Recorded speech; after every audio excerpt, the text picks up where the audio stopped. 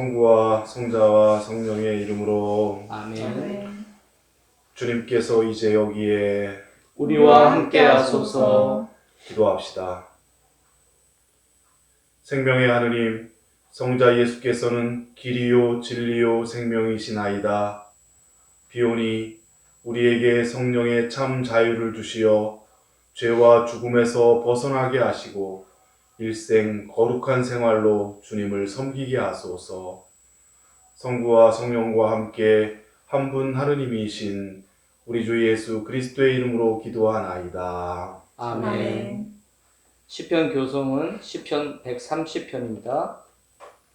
주여 깊은 구름 속에서 당신을 부르오니 주여 이 부르는 소리 들어주소서. 애원하는 이 소리 귀 기울여 들으소서. 주여, 당신께서 사람의 죄를 살피신다면 감당할 자 누구리이까? 그러나 용서하심이 당신께 있사오니 이에 당신을 경외하리이다. 나는 주님 믿고 또 믿어 나의 희망 그 말씀에 있사오니 새벽을 기다리는 파수꾼보다 내 영혼이 주님을 더 기다리옵니다. 새벽을 기다리는 파수꾼처럼 이스라엘이 이 주님을 기다리옵니다. 인자하심이 주님께 있고 풍요로운 속량이 그에게 있으니 그가 이스라엘을 속량하시리라. 그 모든 죄에서 구하시리라. 영광이 성부와 성자와 성령께 처음과 같이 지금도 그리고 영원히 아멘. 성서 독서는 에제키엘의 말씀입니다. 야훼께서 손으로 나를 잡으시자 야훼의 기운이 나를 밖으로 이끌어내셨다. 그래서 들 한가운데 이끌려 나가보니 거기에 뼈들이 가득히 널려있는 것이었다. 그분이 나를 그리로 두루 돌아다니게 하셨다.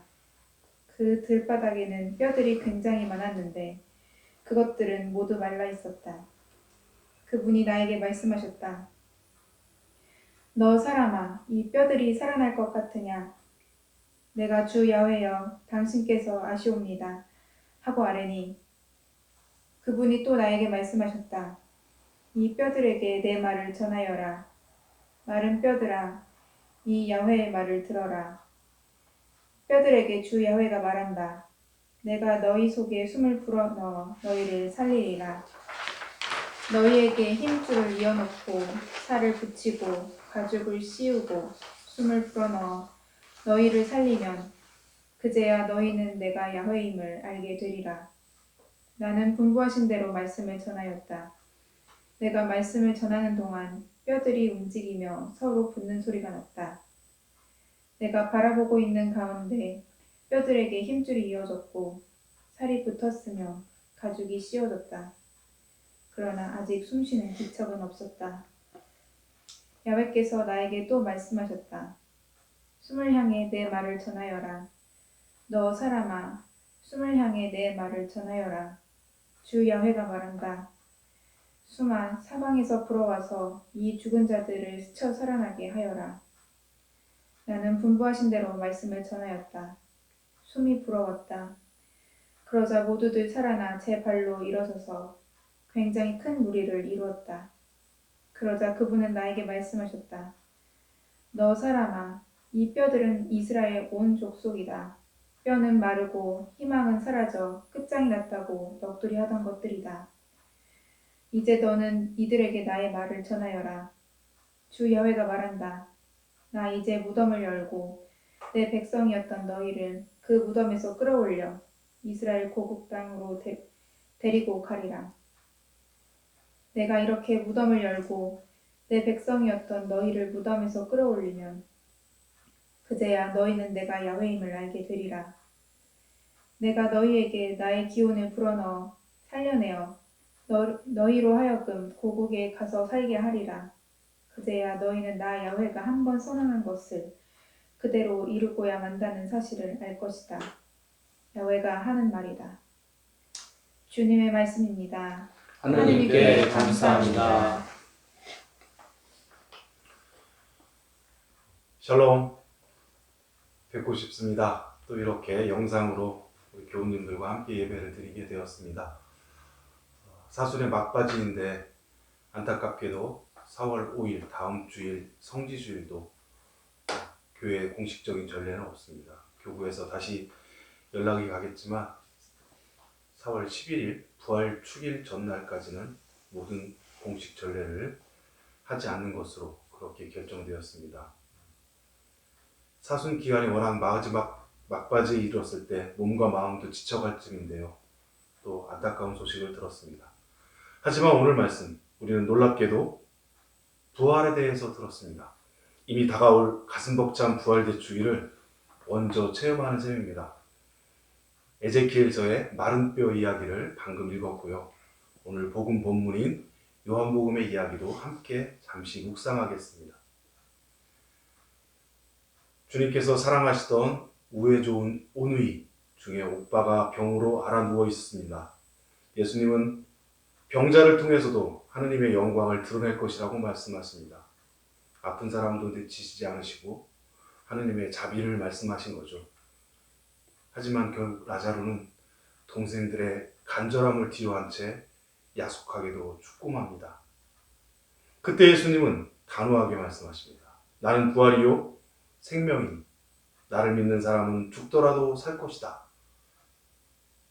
그럼에도 오빠의 죽음이 얼마나 가련한지 동생 마리아도 울고 그 모습을 본 많은 유다인들도 함께 울고 있습니다. 예수님도 이런 모습을 보고 함께 눈물을 흘리십니다. 예수님이 왜 우셨을까요? 유창하게 자신이 원하는 것을 구하지는 못하더라도 우리의 중심, 즉 속마음을 보시는 주님께서 그 자매의 간절함을 아셨기 때문이 아닐까요? 오늘 독서로 들은 에제키엘 37장의 말씀을 묵상합니다. 마른 뼈들이 널려 있어요. 그 뼈에 가죽이 붙었지만 아직 사람은 아니다 라고 전합니다. 하느님의 숨결이 살갗을 스치고 지나가자 비로소 사람이 되었다 라고 전합니다. 사람이 비로소 사람이기 위해서는 영혼이 있어야 하듯이 사람이 외양을 갖추어도 즉 하느님의 영이 그에게 내리지 않는다면 사람이 되었다고 할 수 없습니다. 사람에게 닿은 하느님의 숨결, 곧 성령입니다. 세상을 어떻게 의미 있게 살아야 하는지를 새삼스럽게 되돌아보는 구절입니다. 한 달 이상 지나고 있는 이 혼란한 시기, 나는 어떻게 살아왔고 또 살고 있는지 부활을 앞서서 다시 한번 돌아보게 하는 말씀이라는 것이죠. 오늘 성경 본문을 통해 우리가 명심할 것은 하나입니다. 부활은 죽음을 거치지 않고서는 불가능하다는 것입니다. 죽어야 사는 것. 우리는 이 사실을 아주 쉽게 잘 잊어먹고 망각합니다.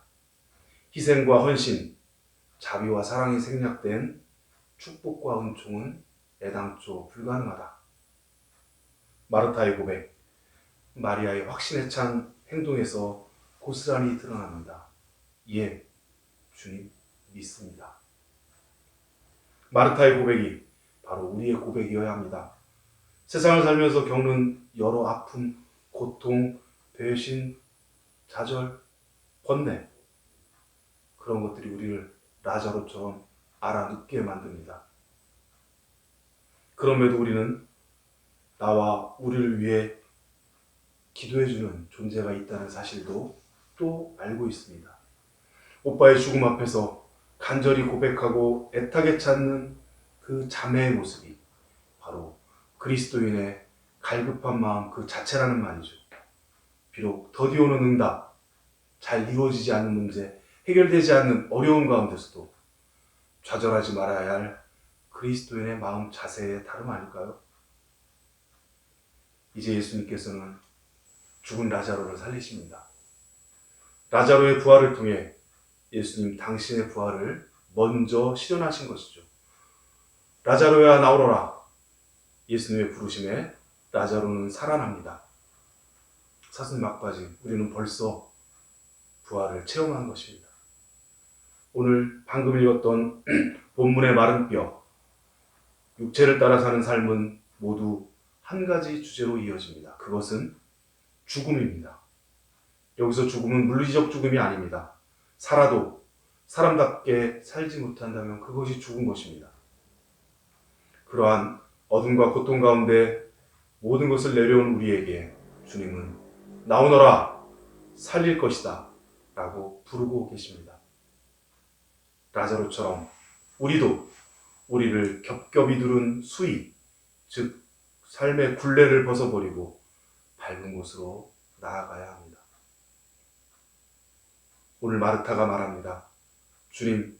주님께서 여기 계셨더라면 제 오빠는 죽지 않았을 것입니다. 우리의 삶 안에, 우리의 실천 안에 주님, 곧 부활하신 예수님이 살아계시면 우리는 죽지 않습니다. 오늘 복음에서 우리는 울면서 사람의 생명을 살리시는 예수님의 모습을 보았습니다. 사람을 살리는데 예수님은 당신의 목숨을 걸었던 것입니다. 우리는 우리 안에 흐르는 하느님의 생명을 믿고 또 믿는 사람들입니다. 우리 삶 가운데 우리를 알아눕게 만드는 많은 허상과 고통을 제껴가며 우리는 오늘도 희망을 보며 살아야 합니다. 때론 백만이 말보다 진실을 담은 눈물이 우리를 다시 살아나게 합니다. 진실함으로 힘을 모아 이 어려운 시기 함께 기도해 나가시기를 바랍니다. 아멘. 아멘.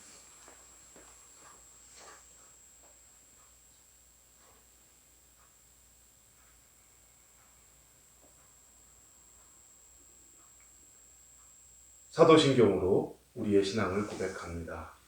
나는 믿나이다. 전능하신 하나님 아버지, 하늘과 땅의 창조주를 믿나이다. 하나님의 외아들, 우리 주 예수 그리스도, 성령으로 동정녀 마리아에게 잉태되어 나시고, 본디오 빌라도 치하에서 고난을 받으시고, 십자가에 못 박혀 죽으시고 묻히셨으며, 죽음의 세계에 내려가시어, 사흘 만에 죽은 자들 가운데서 부활하시고, 하늘에 올라 전능하신 하느님 오른편에 앉아 계시며 산 이와 죽은 이를 심판하러 다시 오시리라 믿나이다.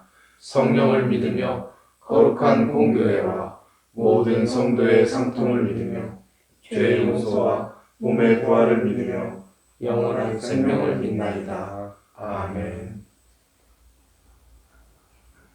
이제 우리의 마음을 모아 함께 기도하는 시간입니다. 오늘은 몇 가지 기도 제목으로 함께 각 가정에서 기도를 나누고자 합니다. 먼저 코로나19 바이러스로 인해 너무나도 많은 이들이 고통을 받고 있습니다. 그들을 위해서, 그들을 위로하시기를, 그리고 시리에 빠진 이들을 우리 주님께서 위로해 주시기를, 저희가 마음을 모아 이 어려운 시기를 잘 극복해 나가기를 위하여 함께 기도합시다.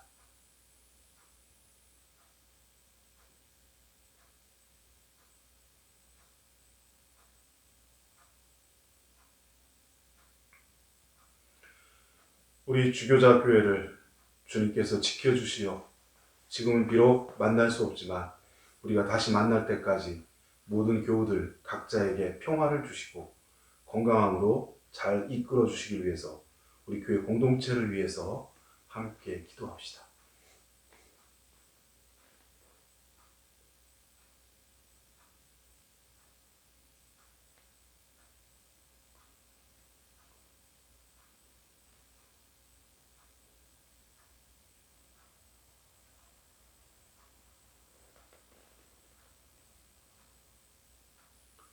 우리 교회 모든 가정, 우리 교우장 윤학준 모세 주교님을 비롯하여 모든 성직자 그리고 모든 교우들의 가정이 주님의 사랑 안에서 이 혼란하고 위험한 시기를 안전하고 평화로 잘 바꾸어서 가는 그런 가정이 될 수 있기를 함께 마음을 모아 기도합시다.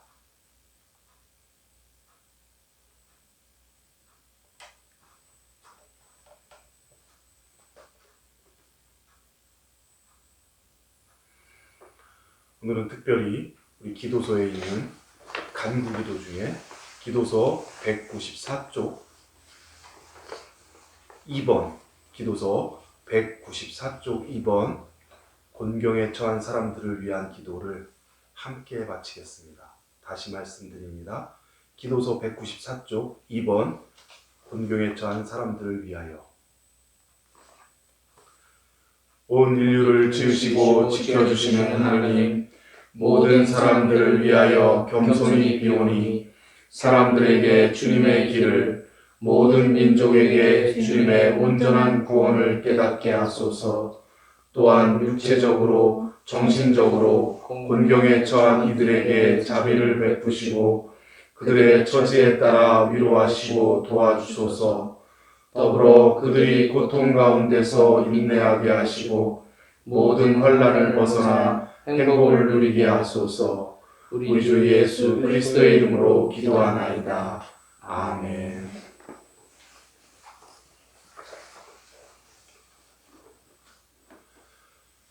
주님께서 가르치신 대로 기도합시다. 하늘에 계신 우리 아버지, 온 세상이 아버지를 하느님으로 받들게 하시며 아버지의 나라가 오게 하시며 아버지의 뜻이 하늘에서와 같이 땅에서도 이루어지게 하소서. 오늘 우리에게 필요한 양식을 주시고 우리가 우리에게 잘못한 일을 용서하듯이 우리의 잘못을 용서하시고 우리를 유혹에 빠지지 않게 하시고 악에서 구하소서. 나라와 권세와 영광이 영원토록 아버지의 것이옵니다. 아멘. 주 예수 그리스도의 은총과 하느님의 사랑과 성령께서 이루어 주시는 친교가 우리와 함께 하소서. 아멘.